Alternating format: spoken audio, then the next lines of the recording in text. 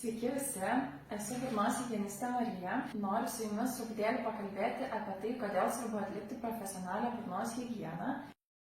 Pirmas dalykas, kas tai profesionali burnos higiena. Tai yra procedūra, kurios metu mes pašaliname dantų apnašas burnos ertmėje. Kodėl taip svarbu atlikti šią procedūrą?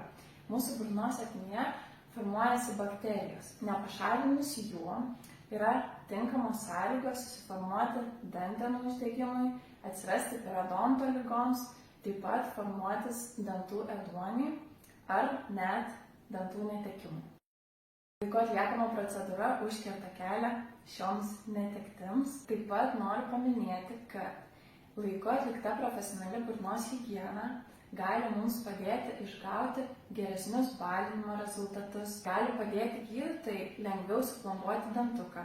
Taip pat plombos ir danties sugypimas bus kokybiškesnis. Protezavimo, laminavimo metu mes turėsime kokybiškesnius rezultatus bei spalvos atitikimą. Na, o po chirurginių intervencinių dantų implantavimo ar danties šalinimo galime tikėtis lengvesnio bei greitesnio minkštųjų bei kaulinių audinių atsistatymo. Tai labai kviečiu kiekvieną jūsų apsilankyti pas mus klinikoje, susipažinti ne tik su jumis, bet ir su jūsų šypsena.